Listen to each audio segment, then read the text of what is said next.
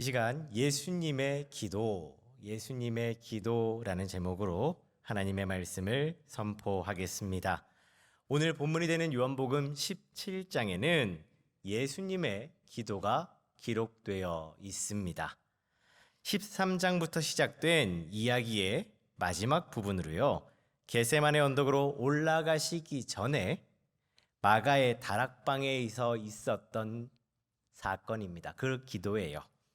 이를 예수님의 대제사장적 기도 또는 고별 기도라고 하는데요, 예수님께서 남기신 유언과도 같은 기도로서 부활의 주님을 믿는 우리들이 곱씹어야 할 내용으로 가득합니다. 이 요한복음을 받아든 사람들이 있었어요. 아주 오래전에요. 첫 번째 청중이기도 했고, 또 이 요한복음의 독자이기도 했던 신앙 공동체는 안팎으로 많은 어려움을 겪었습니다. 일단 외부적으로는요, 로마 제국의 압제가 있었는데 그들이 추앙하고 있는 그 황제를 신으로 또 주로 숭배할 것을 강요당했어요. 안으로는, 내부적으로는 영지주의적인 이단 사상으로 인해서 공동체가 결속되기에, 또 한 몸을 이루기에 많은 어려움들이 있었습니다.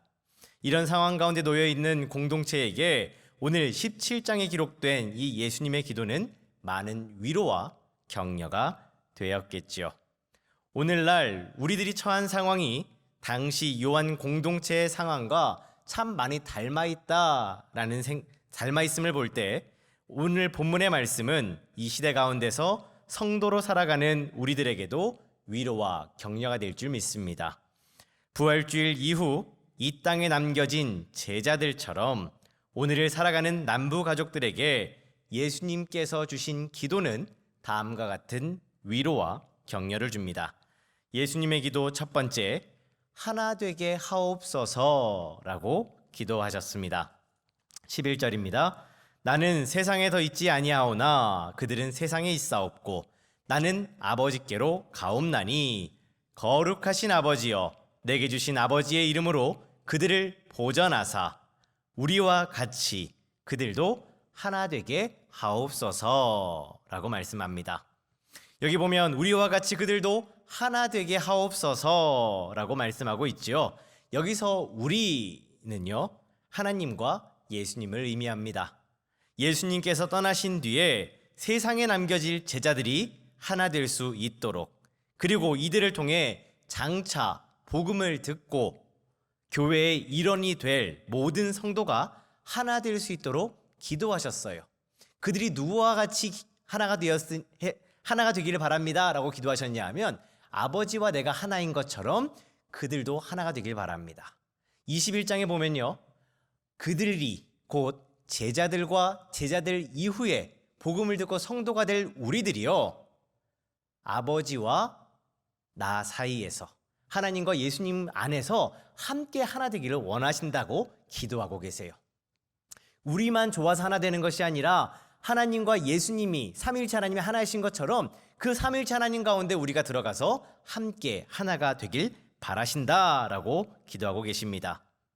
예수님이 하나님 안에 있듯이 남겨질 제자들과 그들을 통해 복음을 듣는 자들도 하나가 될 수 있도록 기도하셨어요.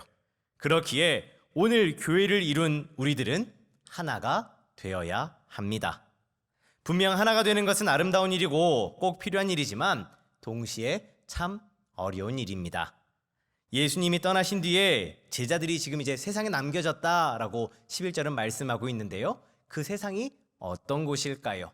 요한복음 15장 18절부터 19절을 보면요, 교회와 성도들에게 적대적인 입장을 가진 곳이다 라고 말씀하고 계세요. 나에게 호의적인 사람들과 함께 있어도 어려움을 만나면 감당하기 쉽지 않은데, 내게 있어서 적대적인 사람들, 나를 미워하고 싫어하는 사람들 사이에 있으면서 시험을 만나게 된다면 여러분, 그 공동체가 어찌 되겠습니까? 신앙은 약화될 수 있고 또 연대의식이 흐려질 수 있을 것입니다. 그들 가운데 어느덧 반목과 질시가 생겨날 우려도 있겠지요. 그렇기에 하나됨을 이루는 것, 이것은 전적인 하나님의 은혜라고밖에 말할 수 없는 것입니다. 그렇게 그들이 하나님의 은혜를 입어서 하나 되기를 바라셨다라는 거예요. 오늘의 원수가 내일의 친구가 될 수 있고 오늘의 친구가 내일의 원수가 될 수 있는 것이 바로 우리들 인간 관계지요. 오늘의 원만한 관계가 순간 불편한 관계로 바뀔 수 있는 것이 우리들의 세상살이라는 걸 생각해 볼 때 하나가 되어서 온전히 주의 몸된 교회를 이룬다는 것은 온전히 하나님께 속한 영역임을 고백할 수밖에 없습니다. 오늘 우리가 이와 같이 함께 모여서 예배드리고 있는 것 바로 하나님의 은혜라는 거예요. 우리가 하나라고 이야기하지만 저와 여러분의 노력과 의지만으로는 하나가 될 수 없다라는 걸 오늘 본문을 통해 다시금 깨닫습니다. 말씀에 기록된 모세와 이스라엘의 광야 행적을 보십시오.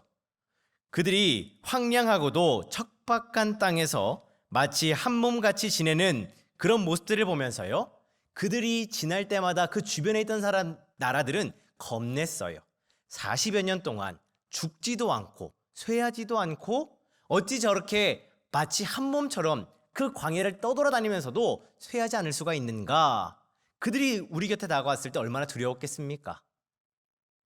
겉에서 보기에는 이러한 환경조차도 초월할 만큼 완벽한 조직 같았지만 그 내부에는 인간적인 문제들도 분명히 상존했습니다.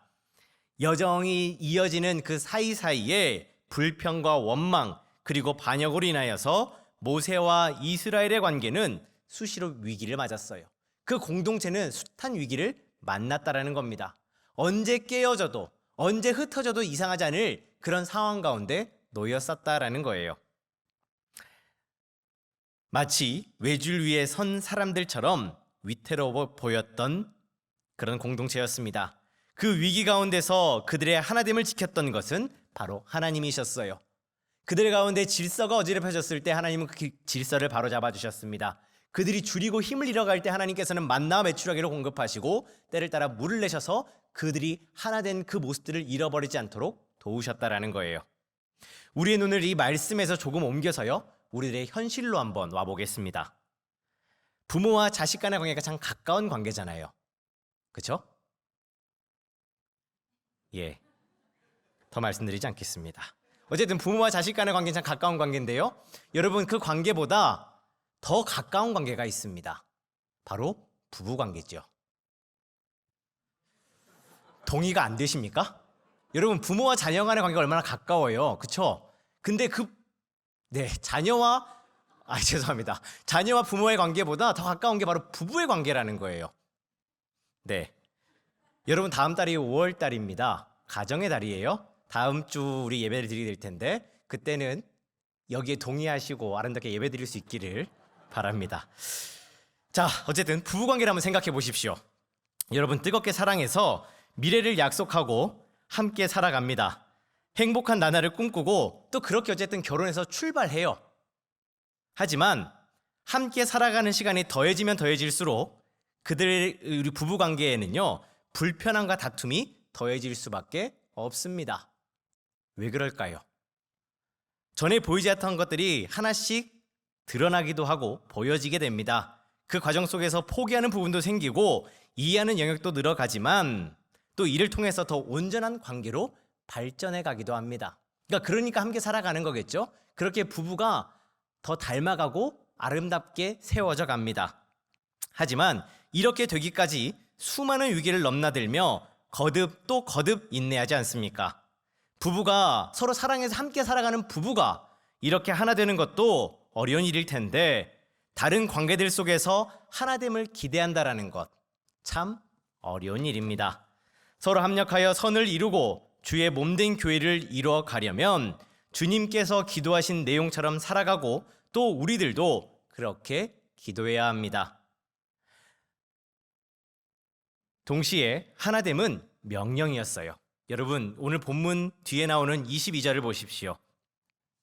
내게 주신 영광을 내가 그들에게 주었사오니 이는 우리가 하나 된 것 같이 그들도 하나가 되게 하려 함이니이다 라고 기도하셨습니다. 하나님은요, 예수님에게 영광을 주셨어요.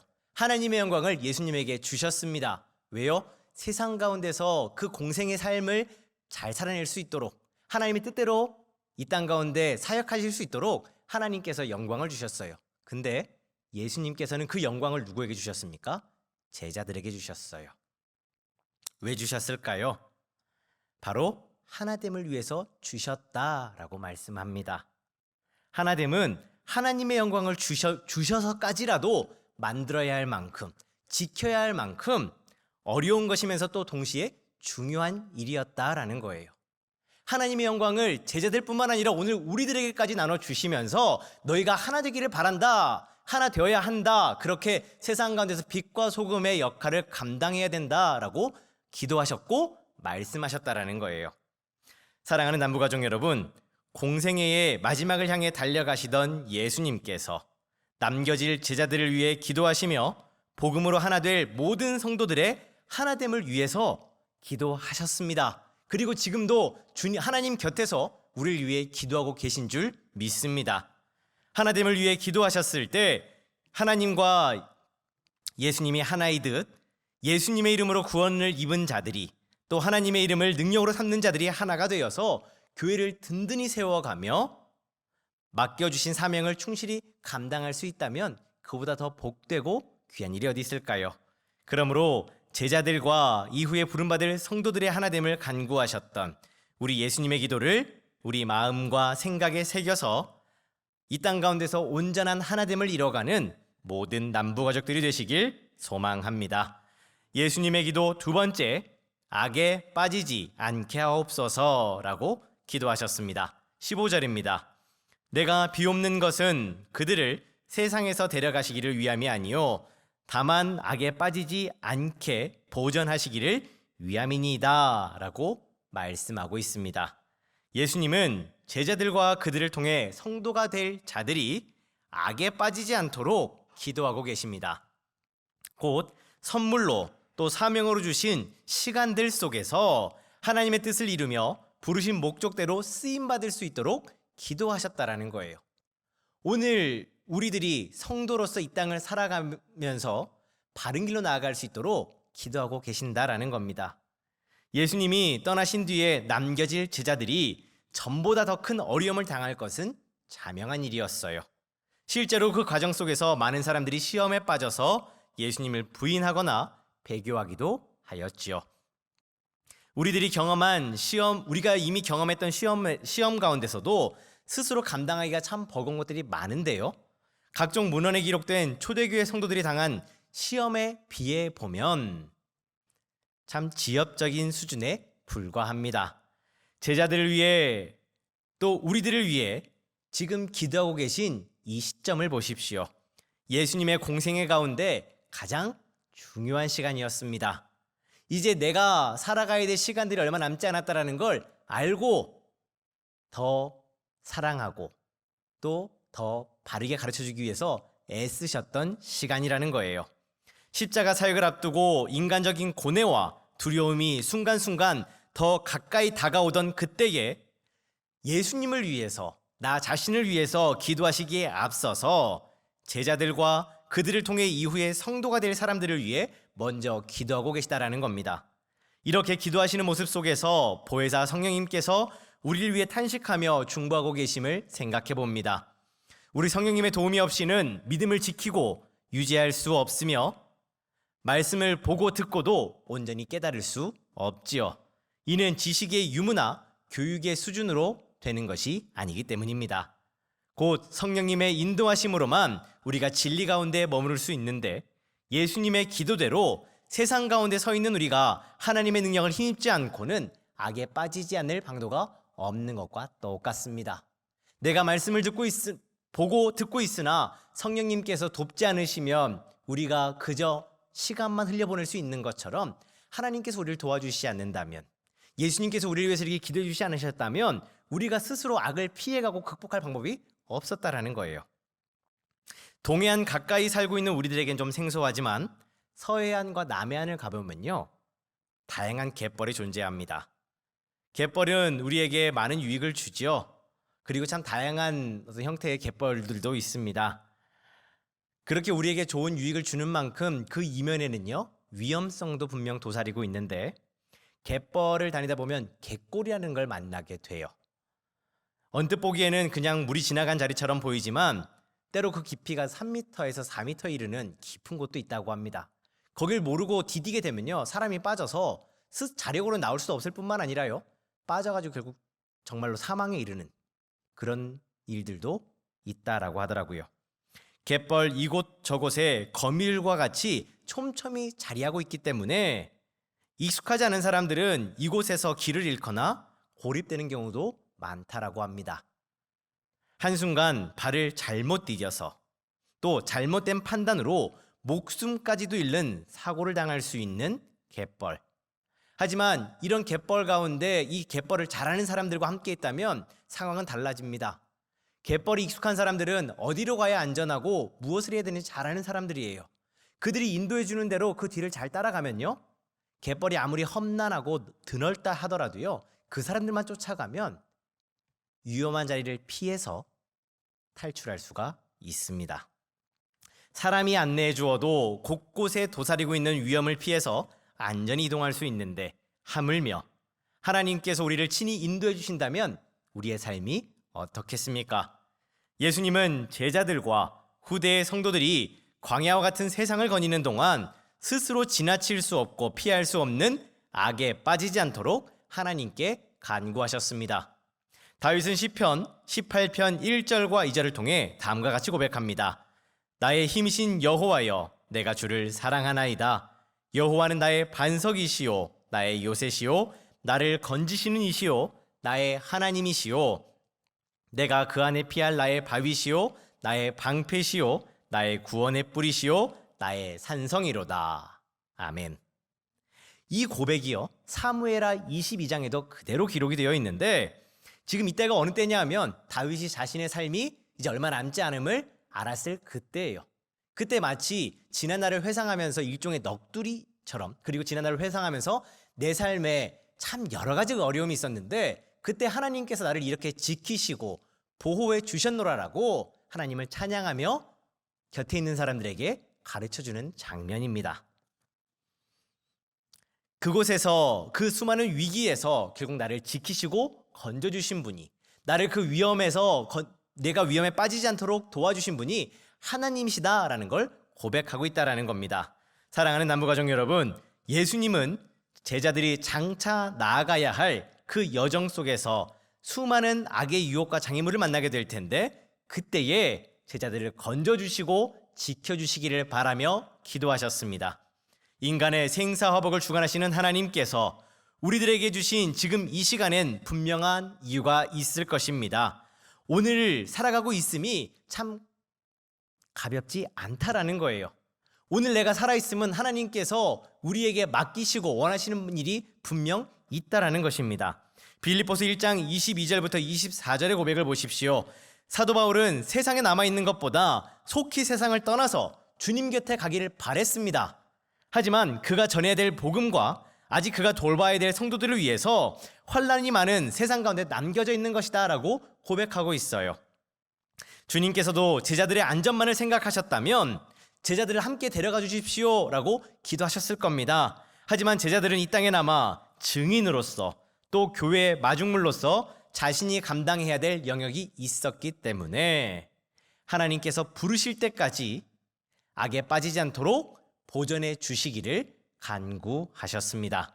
그러므로 제자들과 부름받은 성도들이 악에 빠지지 않도록 지켜주시기를 바라며 간구하셨던 우리 예수님의 기도를 기억하고 우리 손에 들려주신 이 말씀을, 이 기도문을 내비게이션으로 삼아서 주어진 시간 속에서 맡겨주신 사명을 기꺼이 완수해내는 모든 남부 가족들이 되시길 소망합니다.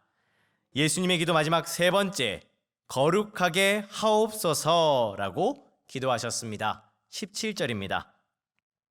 그들을 진리로 거룩하게 하옵소서, 아버지의 말씀은 진리니이다 라고 말씀합니다. 예수님은 남겨질 제자들과 후대의 성도들이 거룩함을 입도록 기도하셨습니다. 하나님께서 거룩하시기 때문에 우리가 거룩해야 되는 것은 여러분 잘 알고 계실 거예요. 악한 자의 공격으로부터 보호를 받는다라고 해서 거룩해지는 것은 아닙니다. 우리들은 진리, 곧 하나님의 말씀으로 거룩해지지요. 말씀이 우리 안에 있을 때 그 말씀을 붙들고 하나님의 뜻대로 행하고자 애쓸 때 우리는 그때에 거룩함을 힘입습니다.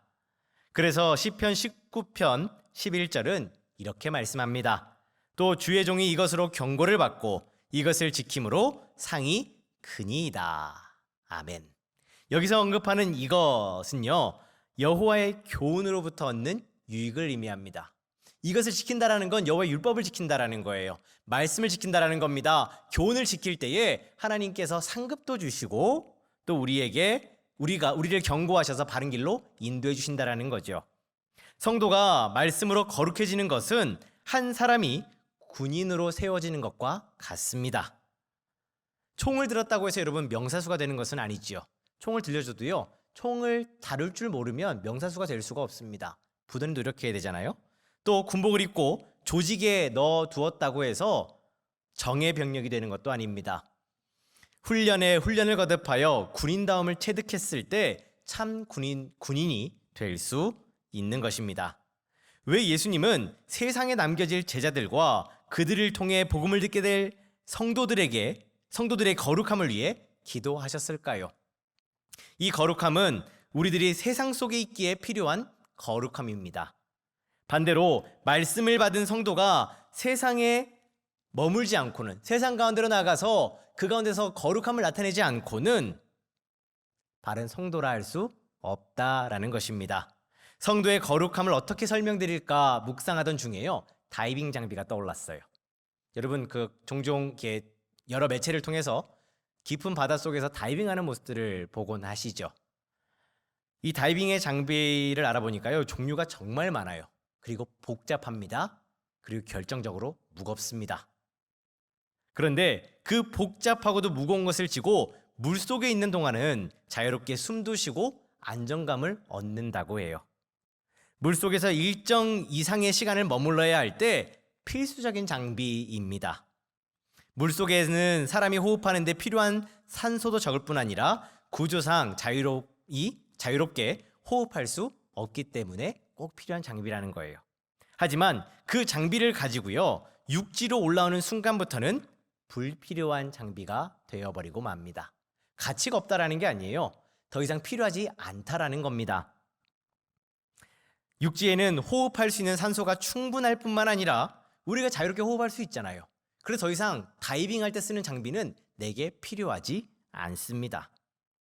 잘 생각해 보십시오. 여러분, 우리가 하나님의 나라에 갔을 때도 지금처럼 이 거룩함을 위해서 애쓰고 수고할 필요가 있을까요? 그렇지 않겠죠. 거룩하신 하나님이 우리 앞에 계시고요, 그곳에는 예수님을 구주로 믿는 사람들이 다 모여 있습니다. 거기서 내가 예수를 믿습니다, 내가 하나님의 사람입니다라는 걸 힘써서 애써서 나타낼 필요가 없다라는 거예요. 하나님의 나라에서는 바로 이 거룩함이 필요가 없습니다. 하지만 세상 속에서는 이 거룩함을 어떻게든 유지하기 위해서 붙들고 애써야만이 바른 성도의 삶을 살아갈 수 있습니다.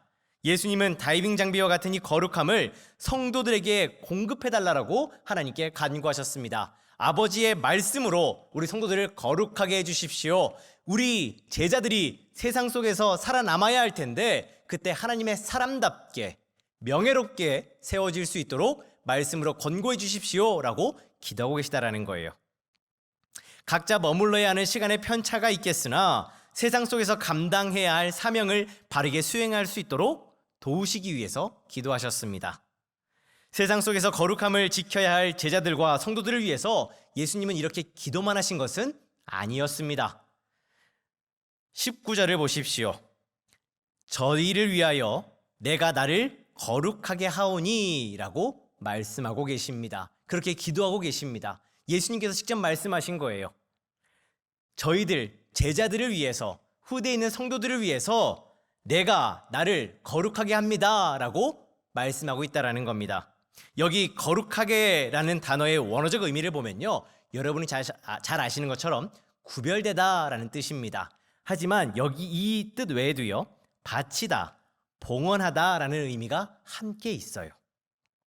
우리의 거룩함을 위해서 이는 스스로를 드렸다라는 뜻으로 곧 십자가의 죽음을 의미하는 것입니다. 이에 대해 요한일서 2장 2절은 이렇게 말씀합니다. 그는 우리 죄를 위한 화목제물이니 우리만을 위할 뿐이 아니요 온 세상의 죄를 위하심이라. 아멘. 예수님은 제자들의 거룩함을 위해 기도하셨을 뿐만 아니라 그 거룩함을 위해서 친히 십자가를 지셨습니다. 오늘 저와 여러분이 입은 거룩함은 이렇게 얻어진 거룩함입니다. 구별됨, 바로 우리의 구별됨을 위해서 예수님은 스스로 드려지셨고 바쳐지셨어요. 그렇게 우리는 거룩함을 입기 시작했습니다. 이 거룩함을 유지하기 위해서 하나님은 말씀을 주셨고 그 말씀을 힘입어서 오늘도 거룩한 사람으로 한 걸음 한 걸음을 내딛는 것이라는 겁니다. 거룩한 삶을 위해 우리는 이 예수님의 모범을 따라야 합니다. 계속해서 거룩함을 지켜가려면 예수님을 본받아야 한다는 거예요. 그런데 이 모범을 따르려면 우리들은요, 겟세마네에서 기도하셨던 예수님처럼 기도할 수밖에 없습니다. 성도가 기도하지 않고는 성도답게 살아갈 수 없다는 이야기들을 한 번쯤 들어보셨을 거예요. 왜 우리가 겟세마네에서 기도하셨던 예수님처럼 기도할 수밖에 없을까요? 예수님이 겟세마네에서 어떻게 기도하셨습니까? 피가 땀이 되도록, 땀이 피가 되도록 기도하셨습니다. 그렇게 절박하게 기도하셨고 힘써 기도하셨다라는 거예요. 그때 예수님이 어떤 심정으로 기도하셨겠습니까? 가볍게 기도하지 않으셨을 거예요. 죽음이 눈앞에 와 있잖아요. 쉽지 않으셨을 겁니다. 그래서 땀방울 속에 피가 섞여 나올 만큼 그 스트레스를 받아가면서 기도하셨다라는 책을 읽은 적이 있습니다. 예수님을 본받아 살아가려고 하면 우리 삶에 오직 하나님만 드러나는 삶을 살아야겠죠. 나는 사라지고 하나님을 인정하고 구주로 고백하는 동시에 나를 버려야 하는 번뇌와 갈등으로 차기 시작할 거예요. 예수님을 쫓아가다 보면 우린 그런 삶을 살 수밖에 없을 겁니다. 자연스럽게 미묘하고도 복잡한 심정들로 우리의 마음은 요동칠 것이기 때문에 그때 기도하지 않고는 견딜 수 없다라는 거예요. 그렇기 때문에 예수님은 그런 우리들이 넘어지지 않도록, 포기하지 않도록 하나님께 간구하셨습니다. 저들이 그 거룩함을 놓치지 않도록, 포기하지 않도록 말씀으로 권고해 주십시오. 사랑하는 남부가족 여러분, 공생애의 마지막을 향해 달려가시던 예수님께서 남겨질 제자들과 후에 교회를 이룰 성도들의 거룩함을 위해 이렇게 기도하셨습니다. 사랑하는 제자들을 또 각 시대마다 얻은 믿음의 사람들을 위해서 기도하셨습니다.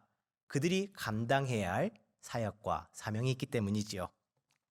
세상 속에 머물면서 감당해야 할 일들을 능히 감당할 수 있도록 그들의 거룩함을 위해 진리를 더해 주시길 기도하셨고 스스로를 화목제물로 드리셨습니다.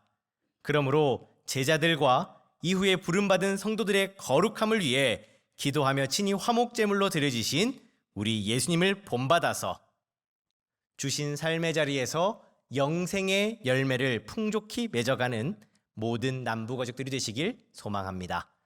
오늘 말씀을 맺습니다. 마가의 다락방에서 이루어진 마지막 만찬과 세족식에 대해서 공관복음서는요, 절기에 따른 행사의 성격으로 기록하고 있습니다. 하지만 요한복음 13장을 보면 세상을 떠나 아버지께로 돌아가실 때가 이른 줄 아셨다라고 말씀하세요. 그 자리, 세족식과 만찬으로 시작된 자리, 마지막엔 예수님께서 그 제자들을 앞에 둘러앉은 제자들을 바라보시면서 오늘 17장을 통해 이렇게 기도하시며 마가의 다락방을 나오셨습니다. 예수님이 떠나신 뒤에 남겨질 제자들을 응원하고 걱정하며 그들의 하나됨을 위해 그리고 악에 빠지지 않도록 지켜주심을 바라며 날마다 거룩함을 이어갈 수 있도록 하나님께 간구하셨습니다. 마지막 순간을 앞둔 기도에서 예수님의 마음과 생각을 느낄 수 있으며 제자들과 성도들을 얼마나 사랑하셨는지를 잘 볼 수 있는 대목입니다. 부활주일을 보낸 뒤 우리 모두가 마주한 이 첫 주일에 주님께서 십자가를 지시기 전 제자들과 후대 성도들을 위해 남기신 이 기도를 묵상하며 각자가 살아내야 할 삶의 자리에서 오직 하나님의 영광만을 나타내고 또 높여드리는 모든 남부 가족들이 되시길 주님의 이름으로 축복합니다. 기도하겠습니다. 세상에 있는 자기 사람들을 사랑하시되 끝까지 사랑하신 예수님, 만감이 교차하는 시간에도 세상에 남겨질 이들을 먼저 걱정하며 기도하셨고 목자의 사명을 감당해 주셨음을 우리가 함께 보았습니다.